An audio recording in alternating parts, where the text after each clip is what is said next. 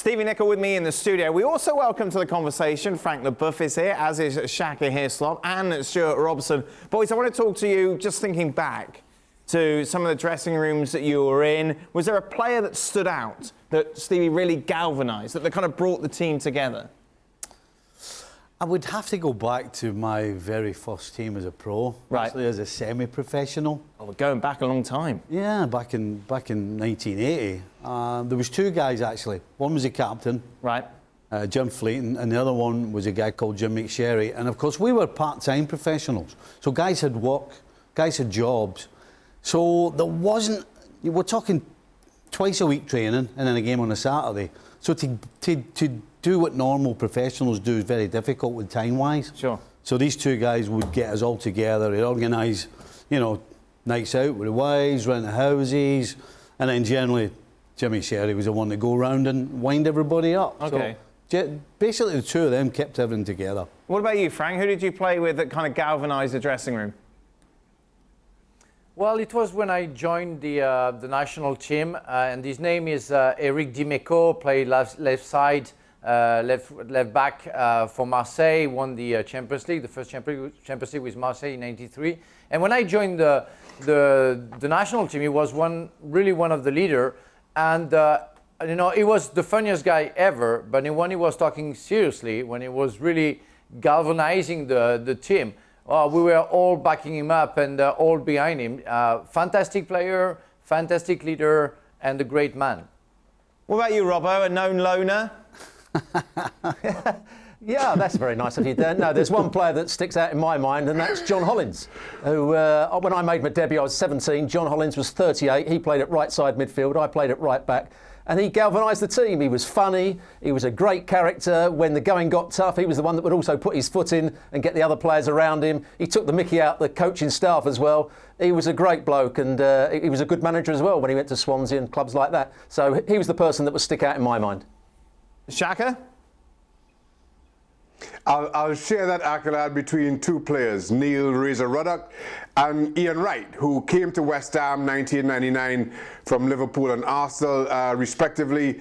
And especially Ian Wright, given everything that he'd achieved in the game, and though it was the back end of his career, everything that he still meant to football, particularly there in London. Those two were the life of the dressing room. They were responsible for Elvis on the boombox in the dressing rooms before and after games if we won. And Ian Wright in particular, I think he was the leader both on and off the park. And even when the lads just went out for a meal, a couple of drinks, he was always involved, even though he was hassled no end. But he was a team player to the very last day, and that for me always stayed with me. He was a big influence on that West Ham team in particular. Shaq, do you think the bond that you had as a team compared to some of the sides now, do you think it's slightly different? I do. And I think there are reasons for it. So, for instance, I talk about that West Ham team, including I'll include Newcastle in there.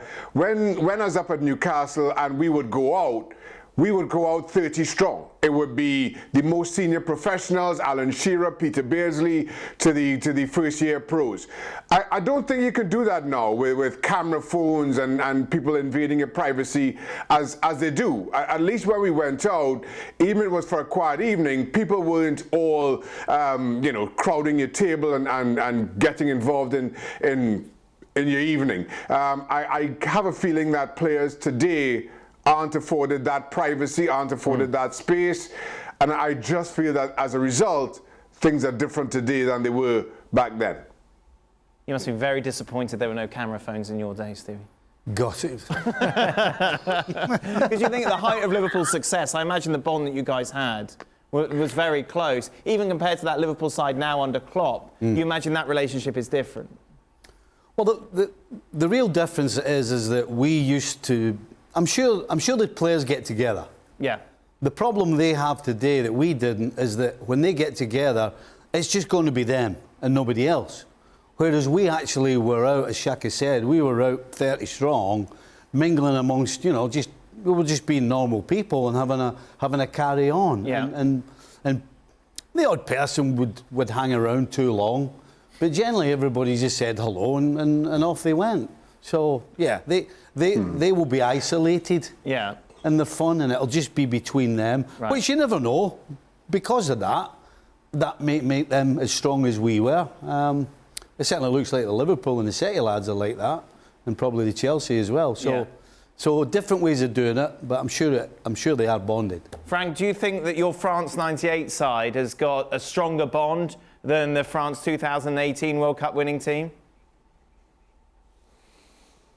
I wasn't in the middle of it in 2018, but I would say that I have the tendency to think that way because of what explained Shaka before, the social networks, the phones and everything, that you were able to do stuff without knowing that nothing would know about it. And that was maybe more, we were maybe more freed to do whatever we wanted, and it's why we had no timidity to not doing it. So we did it. We didn't think that we could be caught by any medias or any social network, so we did it. But definitely, we banded together because we knew that we were all together. Something said Stephen. It's Stevie. Sorry. It's the fact that nowadays they have like 10 people following each players, where in our days we were on our own, and nobody was coming to a dinner with our consentment. We say no, it's only between players, not even the wives, of course not the brothers, not the friends, no any friends, only us together, and it was staying between each other. Robbo, did you take part in any team building off the pitch, or keep yourself to yourself? Unfortunately, I played in 3 dysfunctional teams, and most nights out ended up with the players fighting amongst themselves. Maybe I had something to do with that, I'm not quite sure. But yeah, most nights out when the team went out together, players ended up fighting themselves, and there was big trouble, and then there was a big meeting the next day. Why did you want to fight him? It was a waste of time. Oh, dear, dear, dear. Thank you very much, gentlemen. Just a reminder, ESPN FC is with you 7 days a week. You can check us out on ESPN+. Be sure to subscribe. Thank you very much for watching ESPN FC on YouTube. For more highlights, analysis and exclusive content, be sure to subscribe.